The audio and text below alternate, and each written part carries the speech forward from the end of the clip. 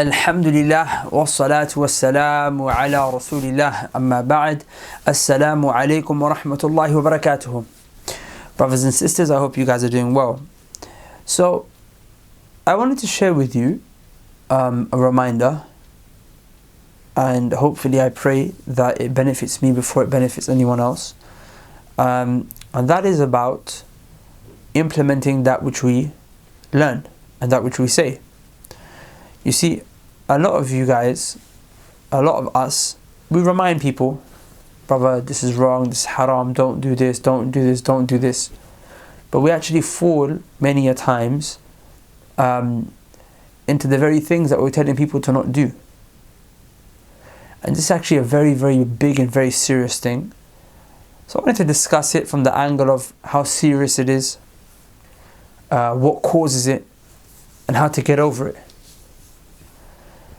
How serious is it to say something, tell people to do something, and to not do it yourself? Brothers and sisters, the Prophet ﷺ, he mentioned in a hadith narrated by Usama ibn Zayd radiyallahu anhu, it's in Bukhari and Muslim, that there will be a man who is in the hellfire. His punishment will be so severe that his intestines are actually hanging out from, like his belly is like open. It's cut open, and his intestines have actually rolled out of his belly, and they're dangling around him, all around the floor.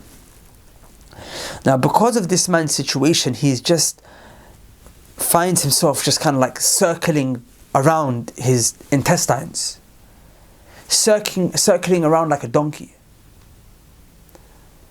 His situation is so severe that some people who are in hellfire, they recognize him from the dunya. They recognize him because this man in the dunya used to tell them to do good things. So they went up to him confused, saying, "What on earth? How did you end up here? You used to tell us to not do haram. You used to tell us to do good. And you're here, and look at him, how severe his situation is. His intestines are dangling out." And the man looks back at the people and he says, "The reason I'm here is because whilst I used to tell you guys not to do things that were wrong, I myself used to do those wrong things." In another hadith, brothers and sisters, narrated in Sahih Muslim, the Prophet ﷺ, he mentions that on the journey, the night journey, you know, when he ascended to the heavens and he spoke to Allah, and Allah subhanahu wa ta'ala gave him the 5 prayers for us, the Prophet ﷺ saw many things on that journey. One of the things that the Prophet ﷺ saw was a group of people who were basically being punished in a very scary way. What was happening to them is that there were swords, there were blades rather, that were made out of fire. Blades that were made from the fire, and these blades were basically shaving off their lips, cutting off their lips, cutting their cheeks all the way up to here. And then after they'll be cut from their lips, they'll be shaved, their skin will be shaved from here, from their lips to their cheeks. They'll be stopped, and then they would heal, and then straight away they'll be cut and sliced open again with these blades of fire. The Prophet ﷺ asks Jibreel, "Who are these people?" And Jibreel alayhi salam, he says, "These are the khutaba from your ummah. These are the people who used to speak from your ummah. They used to give khutbah, lectures, speeches. They used to advise people, give lectures. Maybe, you know, us who make YouTube videos fall under this, who make Instagram videos, Snapchat reminders. The people used to speak, sit down amongst the family and friends and advise them, say, don't do this, don't do this, don't do this." They used to tell people not to do wrong things. And whilst they were telling them not to do wrong, they were doing some evil things themselves. And they also used to recite the Quran. So as you can see, brothers and sisters, the punishments for the ones who do not implement that which they tell others to do is severe. And Allah subhanahu wa ta'ala, He said, يَا أَيُّهَا الَّذِينَ آمَنُوا لِمَ تَقُولُونَ مَا لَا تَفْعَلُونَ. O you who believe, why is it that you do that which you tell other people to not do? Why is it that you say one thing yet you do something else? Meaning, be consistent. Don't be hypocrites. And this is talking to the people of Iman. Because people of Iman, Ya ayyuha alladhina amanu, should not be doing this. And this reminds me of the statement of Abdullah ibn Mas'ud radiyallahu anhu. He said that the people have perfected their speech. We all make our speech perfect. For example, Assalamu alaikum, how you did, MashaAllah, Akhi, fear Allah, remember Allah is watching us, Subhanallah. We always say good things. Like our speech is perfect. The way we come across, we'll always advise people, Akhi, I want to advise you, do this, don't do this. So Ibn Mas'ud radiyallahu anhu is saying, anyone who perfects his speech and he makes his actions consistent with his speech, meaning you got perfect speech, but you also implement with your actions that which you say as well, then he said that that person has earned a good portion, meaning that person's going to get a nice reward. But the one who perfects his speech, but his actions are not perfect, they're not in consistency with his speech, meaning he says that which he does not do, then that person has thrown himself into destruction. Now you may ask, brothers and sisters, like why? Why is the punishment so severe for one who says that which he does not do? Remember Allah subhanahu wa ta'ala says in Surah Al-Zumar, He said, هَلْ يَسْتَوَى الَّذِينَ يَعْلَمُونَ وَالَّذِينَ لَا يَعْلَمُونَ. Allah said, He asked the question.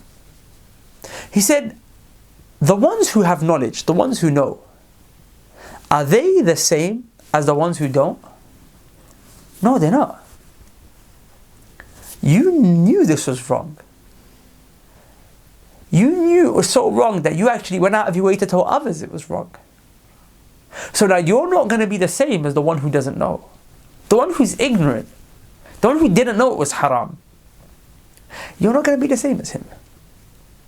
Okay, maybe he knew it was haram, but you knew the verses and the hadith, and you listened to the lectures, and you went to the classes. So you know it better than him.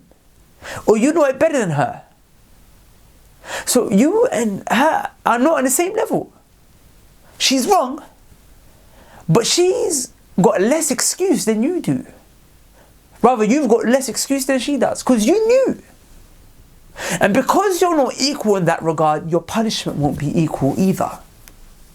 Your punishment will be more severe, because you knew. Does that make sense, brothers and sisters?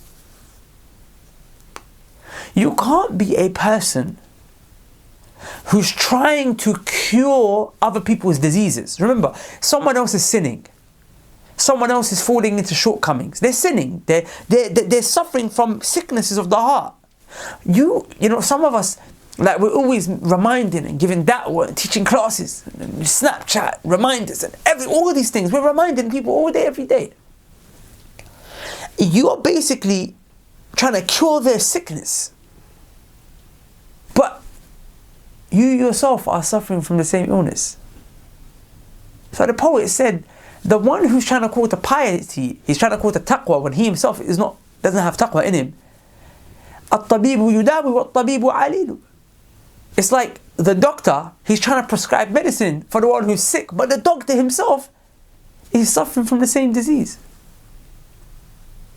So brothers and sisters, we need to be very conscious of that which we say and that which we do, and strive hard to make sure that we become consistent. Of course, you'll never be perfect. You will slip up, but you're always striving and you're trying to work that level. Now, brothers and sisters, why? What causes a person? What causes a person to say that which he does not do, or to do that which he does not say?